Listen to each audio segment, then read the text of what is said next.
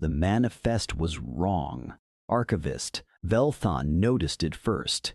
Not because she was looking for errors, but because the weight notation on crate 7 didn't match the biometric signature logged beside it. The crate was labeled Support Personnel, Medical Auxiliaries, Non-combatants cleared for observation roles only, but the weight was off by 43 kilograms. She flagged it, set it aside. The Dominion Conclave's grand tournament didn't pause for paperwork discrepancies, and 43 kilograms could mean anything: equipment, supplies, and administrative error in the original filing. She told herself this. She did not open the crate.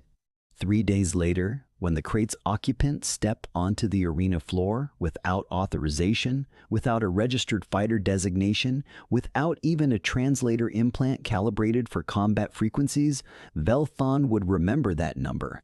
43 kilograms. She would understand, finally, what it meant. But that understanding came too late for 11 things to be undone. The grand tournament of the Keth Dominion was not merely a competition. This required understanding before anything else could be understood properly, because the word tournament carried implications that were, in the human sense, dangerously misleading. It was a census. Every 12 years, the 6 dominant civilizations of the Outer Spiral submitted their finest combat-capable individuals to a structured evaluation that determined military resource allocation, treaty leverage, territorial negotiation weights, and, most critically, the diplomatic fear index that governed how aggressively each civilization could expand without triggering coordinated response. You did not win the grand tournament. You demonstrated, and what you demonstrated became, for the next 12 years, the only truth about your species that anyone in the Outer Spiral was required to believe. Debeth Carey had won the last 3 cycles. Their fighters were larger than most species vehicles, possessed 6 redundant cardiovascular systems, and experienced pain through a neurological pathway so isolated from their decision-making centers that physical damage registered as information rather than experience. They did not suffer. They cataloged. They will win again, said Ambassador Thosray, settling his secondary membrane into the observation chair beside Velthon.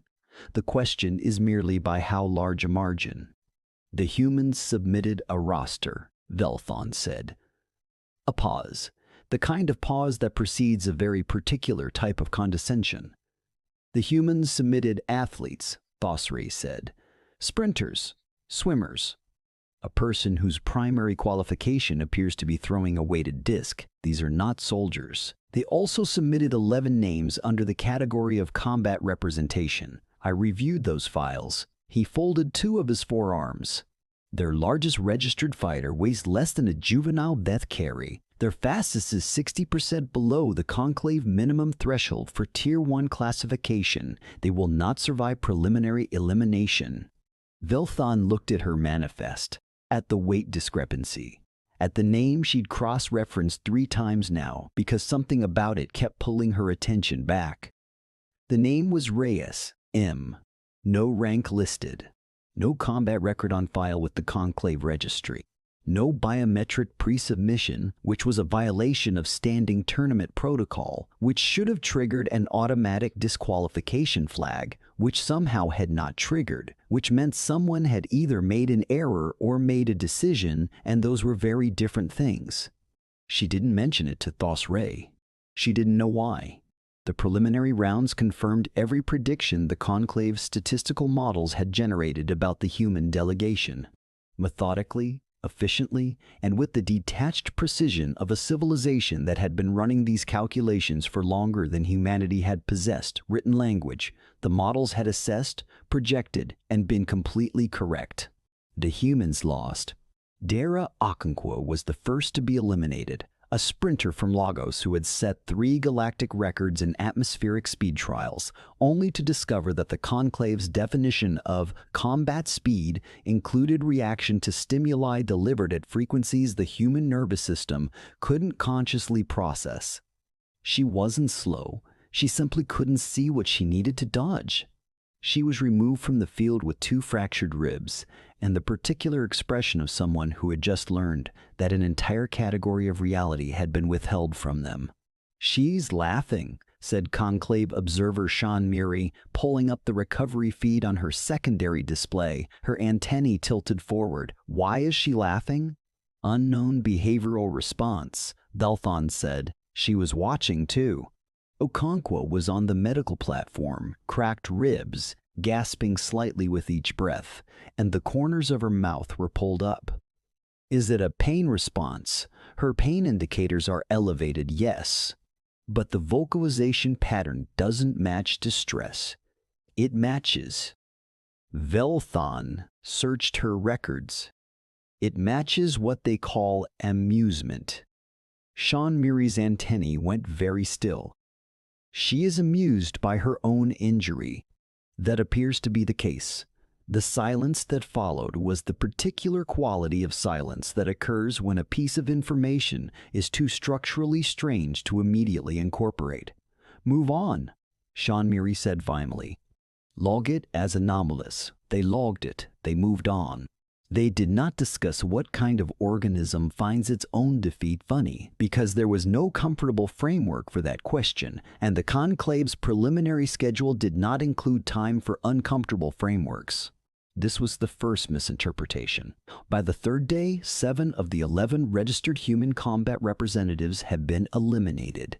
The 4 remaining were clustered in what the conclave bracketing system had designated as the secondary tier, a category that existed, essentially, to give less competitive civilizations the statistical dignity of not being entirely swept in round 1.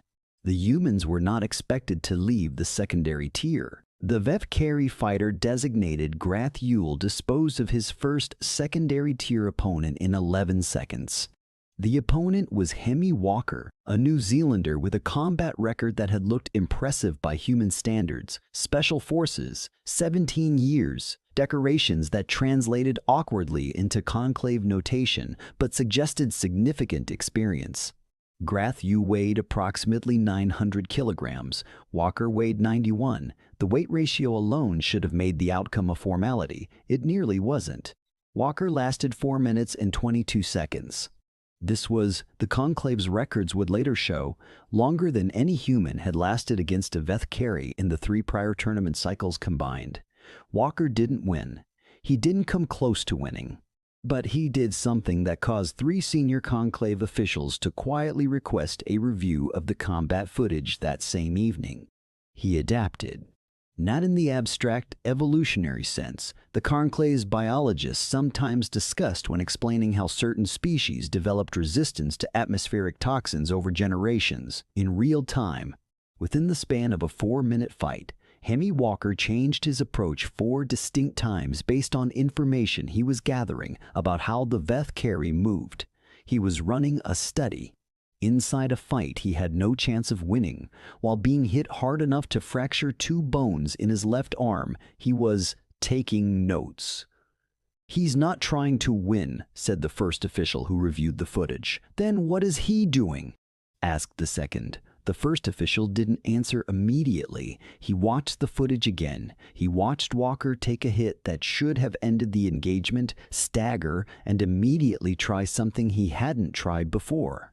"I think he's learning the Vethkari," the first official said slowly. The third official, who had been quiet until now, "For what purpose? He's already eliminated." Nobody answered that question either.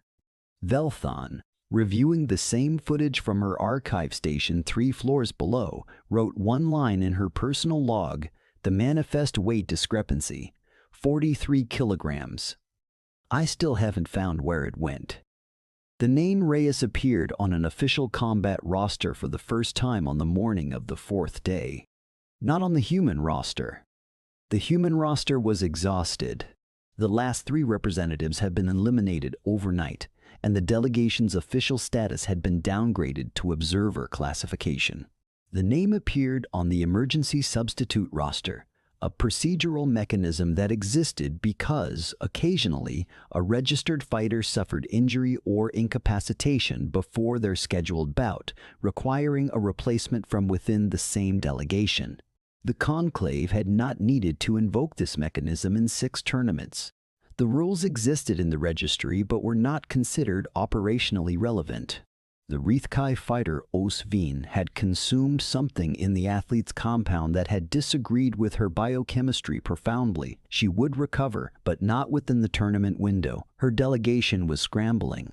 The Reithkai filed the substitution request at 0600. At 601, the human delegation filed a counter-substitution request using the same procedural mechanism, offering a replacement fighter from their own delegation to fill the slot in a cross-delegation bout. This was technically legal. No one had considered making it illegal because no one had ever considered that a delegation with no surviving fighters would attempt to continue participating. Velthon read the filing 4 times. Then she pulled up Reyes, M.A. again. Still no combat record, still no biometric pre-submission, still that weight discrepancy in the manifest, sitting there like something that had been waiting for her to ask it the right question. Who authorized this? Jean-Marie's voice carried an edge that Velthon had not heard from her before. The filing is procedurally valid, Velthon said carefully. That isn't what I asked. The human delegation lead. A woman named Commandant Yusra Farouk. She signed it at 0559. Before the Reithkai even filed their substitution request. Velthan said nothing. Because yes, that was the part. Farouk had filed 60 seconds before the opportunity technically existed, which meant she had known the Reithkai fighter would be incapacitated before the Reithkai knew, which opened a series of questions that Velthon was not yet prepared to ask out loud. Jean-Marie's antennae contracted. Allow it. And watch. Race M. Was a woman of approximately 34 years, 167 centimeters tall, and 112 kilograms, heavier than her height suggested, the weight distributed in a way that the Conclave's automated scanners flagged as atypical musculoskeletal density. She had dark hair cut short, and a scar running from her left ear to the corner of her jaw that the Conclave's medical scanner estimated was 8 to 12 years old. The scanner couldn't identify the implement that had caused it. She had still not submitted a biometric pre-registration. Velthon flagged this again. The flag was reviewed by a mid-level administrator who noted that the substitution filing superseded pre-registration requirements under Clause 7G of the emergency mechanism, and that the human delegation had included a medical waiver citing regulatory compliance difficulties related to species-specific biometric incompatibility with conclave scanning equipment. The waiver was accepted. It was, Velthon would realize much later, the smoothest piece of bureaucratic navigation she had ever seen in a tournament filing. Every objection had been preemptively answered. Every procedural tripwire had been stepped around before it could be triggered. The waiver had been written by someone who had read the Conclave's administrative code with the specific intent of finding the exact path through it. Reyes walked into the secondary tier arena at 0900 without ceremony. No delegation escort, no visible armor beyond the standard issue compression suit every fighter received upon registration. She stood at the entrance threshold and looked at the space, at the dimensions of it, at the surface material, at the overhead lighting array, and she looked at these things with an expression Velthon had spent 2 days learning to recognize. She wasn't nervous, she was measuring. What is her classification? Jean-Marie asked. Velthon checked the filing, checked it again. The human delegation listed her as, she paused, support personnel, medical auxiliary. Jean-Marie turned very slowly. They sent a medic to fight? That's what the manifest says. And there it was finally, the 43 kilograms. The weight of a person who had been listed as cargo crossed 3 sectors in a support crate and had just walked into a combat arena wearing the expression of someone who had already decided how this would end. Her opponent was a Drevithi called Sekam, second-tier fighter, which was still vastly above anything a human had survived past the first exchange. The Drevithi were not as large as the Vethkari, but they operated on a biochemical stimulant cycle that their species had evolved over thousands of years, specifically for predatory pursuit. They became faster, stronger, and more aggressive as a fight extended, rather than fatiguing. Endurance fights against Drivathi had a perfect historical record. The Drivathi always won. You could not outlast them. The Conclave's combat analysts calculated the expected duration of the bout at under 3 minutes. Reyes fought Secom for 47 minutes. The analysts would spend the next 6 hours reviewing the footage before reaching a conclusion, and their conclusion would be logged as the single most unusual combat assessment in the Conclave's 400-year tournament history. The conclusion was this: Reyes had known going into the fight that she could not win by outlasting the Drivathi. She had also known she couldn't win by overpowering it. She had constructed, instead, a fight that the Drivathi's own biochemical cycle worked against, forcing repetitive, high-effort lunges that triggered the stimulant response, flooding Secom's system faster than sustainable, while Reyes absorbed damage in a way that, and this was the part the analysts kept returning to, the part that made the report genuinely difficult to write, seemed deliberate. She was taking hits on purpose. Specific hits to specific locations in a pattern that made no sense until the analysts mapped every contact point chronologically and suddenly understood that she had been directing the Drivathi's attack instincts like a current, letting Secom hit where she chose rather than where Secom chose. She lost the bout. Secom won. The Drivathi biochemical system had never fully crashed because Reyes had pushed it to its limit but not past it. She had run the experiment to its boundary and then stopped, or the fight simply ended before she could finish it. The Conclave analysts were not sure which. She lost, said Jean-Marie. It sounded like she was reminding herself. Yes, said Velthon. She was injured. Yes, 3 locations. The shoulder joint, the left orbital region, and Velthon checked. Something to the midsection. Internal. She's in medical. Jean-Marie was quiet for a long time, long enough that the arena below had cleared and reset for the next bout. What was she doing in that fight? Velthon had been watching the footage for the last hour. She had watched it 6 times. She had mapped Reyes's movement patterns, her positioning decisions, her choice of when to block and when to absorb. She had compared it against Walker's footage from day 3, the 4-minute fight, the 4 strategy shifts, the note-taking. She had compared it against Okonkwo's recovery footage, the laughter. She had a theory. It was a theory that made her feel something she could not classify using standard emotional taxonomy. Not fear exactly, not respect exactly. Something between them that her species didn't have a single word for. She was learning to Drivathi, Velthon said, like Walker learned the Veth Carry. But Walker was already eliminated. This information is not for her, Velthon said. For the next one. The silence this time was different. It had a shape to it, the shape of a very large thing becoming visible for the first time. There is no next one, Jean-Marie said. The human delegation is exhausted. Their fighters are all. She stopped. Velthion watched her stop, watched the realization arrive. The manifest, Jean-Marie said slowly. I've been looking at it for 4 days. How many were in the support crates? Velthon pulled the full documentation, not the summary. The original filed before departure, the one that listed every individual in the human delegation by category rather than name, the one that had been reviewed and stamped and cleared by 3 different conclave administrators who had seen what the filing told them to see. 31 support personnel, medical auxiliaries, technical staff, logistics. She had found the weight discrepancy in crate 7 on day 1, 43 kilograms, 1 person. She ran the full weight audit now. Crates 1 through 31. Jean-Marie, how many? 19.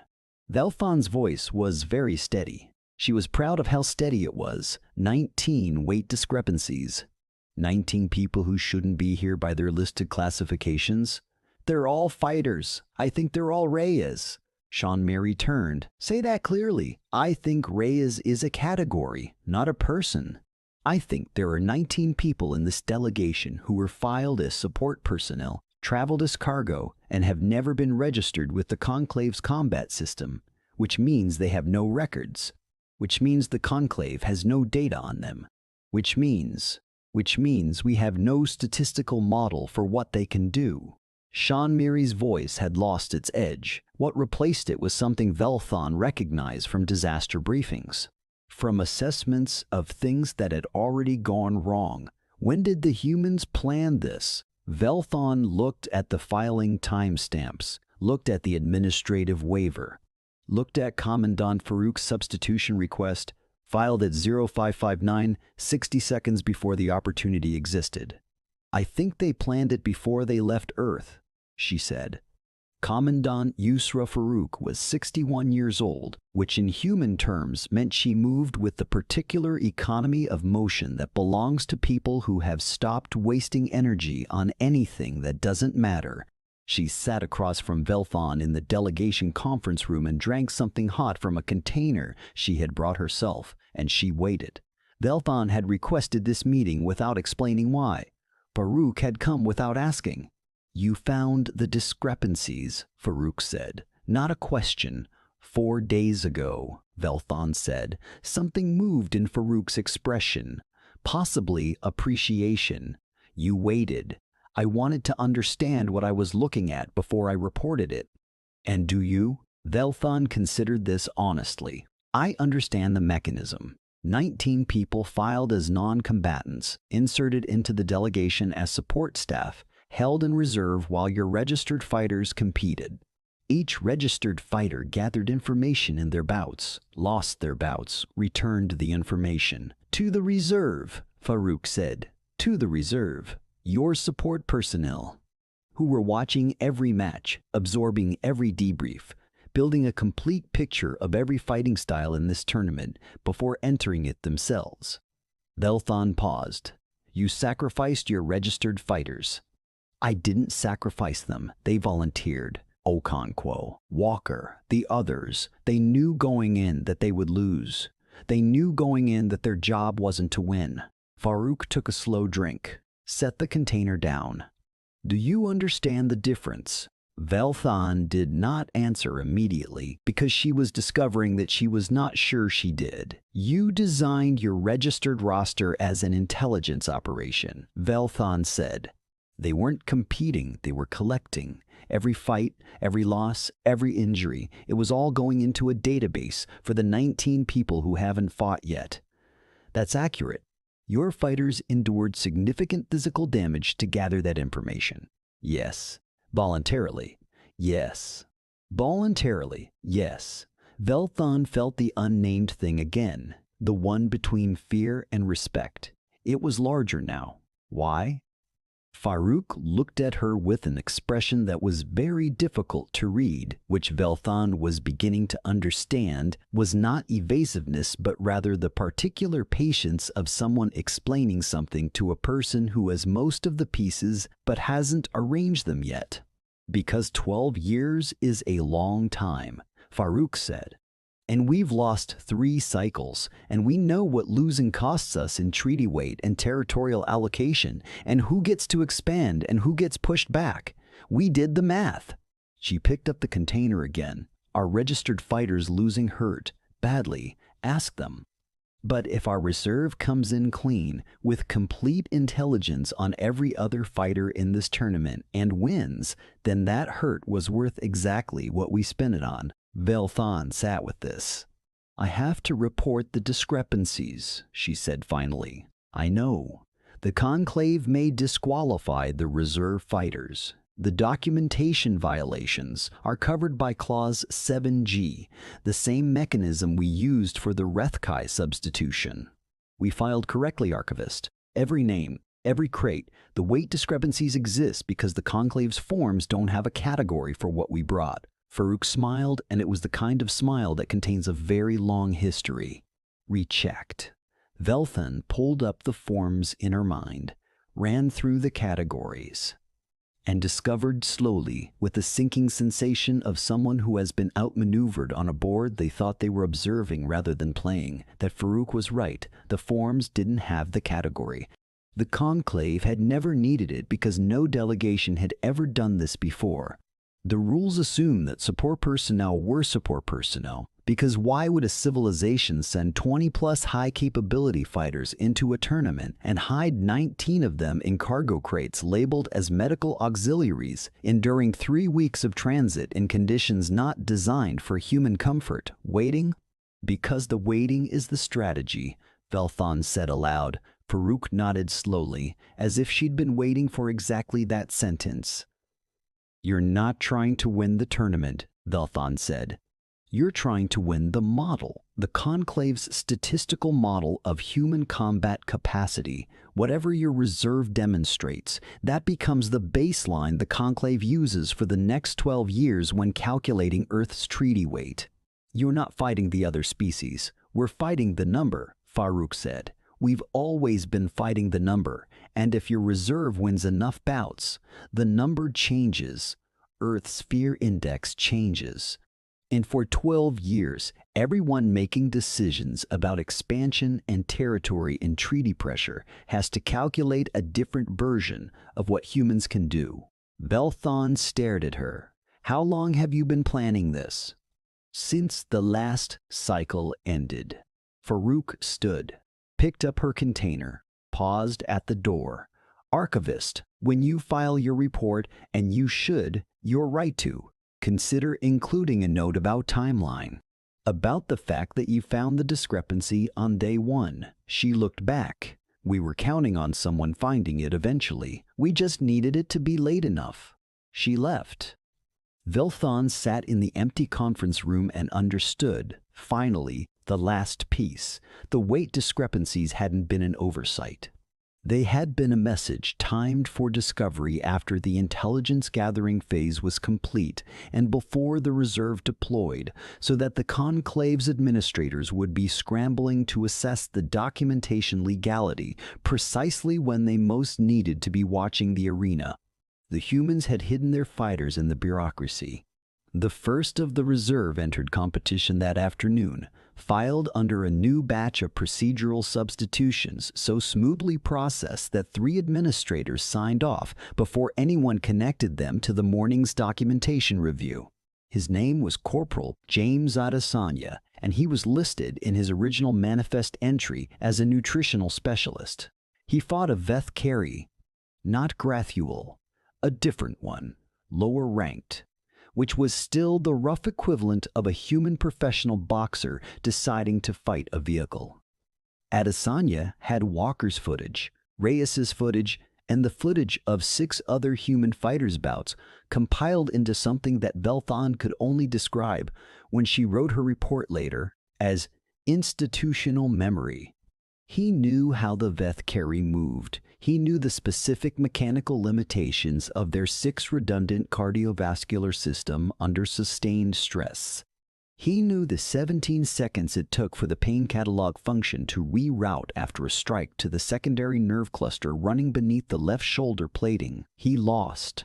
But he lasted 22 minutes, and he landed 11 strikes that the Veth Carey's own medical team later flagged as having caused measurable system stress.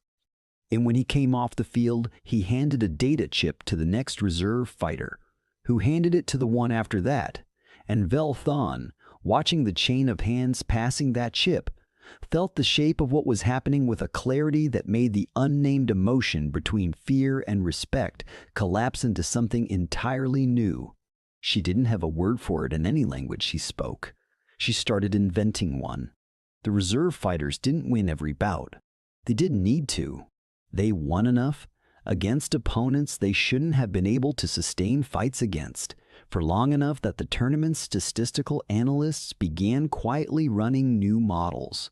The models kept producing outputs that the analysts flagged as error-prone, because the outputs required accepting an assumption that the models had never been built to accommodate, that the human delegation had entered this tournament not to win any individual fight, but to conduct a 12-day research project, and that every loss in that project was a data point, and that the people absorbing the physical cost of generating those data points had agreed to absorb it before they ever left their planet. They don't experience pain the way we modeled, said the lead statistical analyst during the emergency senior staff review on day 9.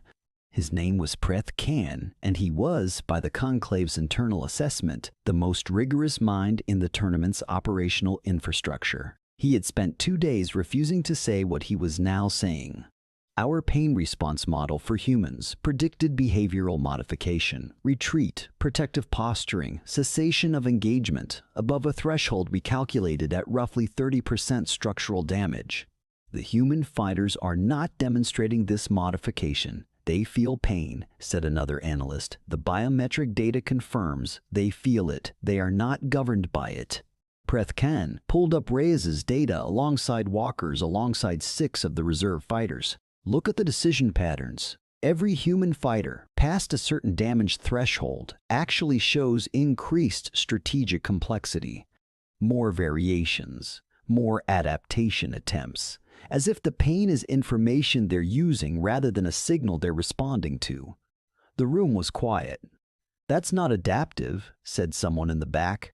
"That's not adaptive," said someone in the back. "That should impair cognition."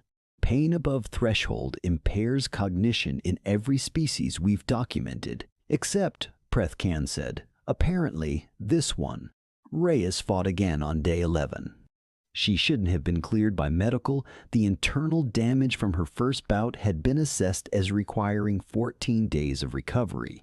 She had submitted a signed waiver, a counter-assessment from the human delegation's medical staff, and a statement from herself that read in its entirety, "I understand the risk and I'm choosing it." The Conclave Medical Board, reviewing her file, had spent 4 hours debating. She was allowed to compete. The board member who cast the deciding vote later said he had approved it not because he believed she was fully healed, but because he had watched her first fight 6 times, and he was not certain the damage was actually slowing her down, and he wanted to know if he was right. He was right. She fought a Yithrak this time, one of the 4 species in the tournament that the Conclave's model ranked as categorically unsurvivable for any human opponent due to the Yithrak's ability to generate localized electromagnetic pulses that disrupted the human nervous system's signal transmission. The accepted tactic against humans was 2 pulses to the torso, followed by a brief window of motor disruption, followed by decisive engagement. The Yithrak generated its first pulse at 0.23. Reyes dropped to one knee. Her arms stopped responding normally for approximately 3 seconds. She stood up in 4. She did not use her arms for the next 40 seconds. She used what the Conclave analysts would later describe as the most unusual 40 seconds in the tournament's history, a sustained sequence of actions that did not require fine motor control, that generated contact on the Yithrak's pulse-generating organs through sheer structural pressure, that hurt her demonstrably and visibly, and which she continued through anyway, until she had created enough positional leverage that when her arm function returned, the fight's geometry had changed completely. She won. It was the first time a human had won a classified bout in tournament history. The Conclave's records would note this. They would also note the condition she was in when she won, and the gap between those 2 facts, the winning and the condition, would be the detail that sat in the tournament's institutional memory for years afterward, like a splinter in something soft. The arena was not designed for the kind of silence that followed. It was designed for sound. Sean Meary, in the observation box, had not moved in 40 seconds. Her antennae were pulled flat against her head, a posture that, in her species, indicated the presence of something you were not sure was safe to look directly at. "She's crying," said Velthon. Sean Marie turned. "What?" "Reyes." On the field. Velthan zoomed the feed. The fighter was on one knee again, but differently now, not from disruption. The biometric data showed elevated cortisol, elevated oxytocin. Elevated it was a complex multivariate biological state that the Conclave's emotional taxonomy had 7 different categories for, and none of them applied cleanly. She's crying and she's smiling, simultaneously. Simultaneously. Sean Miri stared at the feed for a very long time. Then, what does that mean? Velthine thought about Okonkwo laughing through broken ribs, about Walker taking notes in a fight he was losing, about 19 people traveling as cargo because someone asked them to and they said yes, about Farouk saying we did the math, by which she had not meant arithmetic. I think, Velthon said slowly, it means she's happy. And I think it means she's in significant pain. And I think for her, those 2 things are not contradictory. The silence returned. The unnamed emotion had completed its evolution into something Velthon would eventually spend years trying to articulate in a language not built to hold it. The final results of the tournament were logged at the end of day 12. The Beth Carey won, as predicted. Their aggregate performance remained superior across all tiers, and no combination of outcomes could have changed the top position. Earth finished 4th. 4th out of 6, which in absolute terms was not exceptional, and which the Conclave's automated reporting system initially categorized as moderate performance with notable individual outcomes, which was technically accurate in the same way that describing a seismic event as notable ground movement is technically accurate. Prethkan filed a supplementary analysis, then a second one. He pulled in 2 additional analysts, then a behavioral biologist, then a specialist in evolutionary game theory who had never worked on a tournament assessment before. The supplementary analyses grew until they constituted, collectively, a document that was longer than the main tournament report. The key finding, the one Prethkan had resisted writing briefly Bordis, the writing sepping, while Mrs. Verderbething, Idris Earth's performance in this tournament adjusted for the informational disadvantage of entering a system the Conclave had designed and administered for 4 centuries, adjusted for the physical constraints the Conclave's equipment had imposed on human biometric registration, adjusted for the physical constraints the Conclave's equipment had imposed on human biometric registration, adjusted for the 12-year accumulated statistical, adjusted for 3 prior cycles in which Earth had built unmetal, enclave and vintastruction, adjusted for non-perbalp. They had learned. Across 12 days, in real time, under conditions of active physical harm, the human delegation had conducted a structured research program, modified their approach based on results, distributed information through their population faster than the Conclave's model predicted any social information network could distribute under stress, and produced an outcome in the final days of the tournament that should not have been statistically reachable given the resources and roster Earth had legally submitted. They had played a different game, Prethkan wrote in his conclusion. One we did not know was being played. He did not write the next sentence because he couldn't decide if it was analysis or warning. He knew what it was, though. He knew because he had watched Reyes's second fight 11 times, and he had watched the chip pass between fighters' hands, and he had watched Farouk file that substitution request 60 seconds before it was legally possible, and he had read the waiver. I understand the risk, and I'm choosing it, with the growing comprehension of someone who has been handed a document that was not actually written for the situation in which it appears. It was written for every situation like it that would follow. It was a template, a philosophy compressed into one sentence. What Prethkan didn't write was, they knew this tournament would not be enough. This cycle was practice. They have 12 years before the next one, and they know exactly what they learned, and they know exactly what they don't know yet. And in 12 years, the thing they don't know yet will be in a cargo crate somewhere. Velthaean filed her documentation review the morning after the tournament closed. She flagged all 19 weight discrepancies, outlined the procedural pathway the human delegation had used to navigate them within conclave rules, and recommended a review of the administrative code to determine whether additional categories were required for future filings. The review board would spend 8 months on this question. They would ultimately conclude that no additional categories were needed, that the existing framework was sufficient, provided future delegations followed proper filing protocols. They would note that the human delegation had, technically, followed proper filing protocols.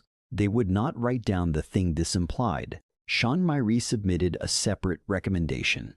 It was marked internal priority, which meant it went to the 7 most senior conclave officials and not to the general administrative log. Velthon never saw its contents. She heard, through the specific channels that information travels when it is not supposed to be traveling, that the recommendation concerned the conclave's threat assessment categories and a potential need for a new subcategory below the existing minimum threshold for civilizations too young to have developed advanced military infrastructure, but above the existing maximum threshold for civilizations considered non-threatening. There was no existing category for a civilization that was weak now, and was studying how to stop being weak with the focused patience of something that had decided losing was information rather than failure.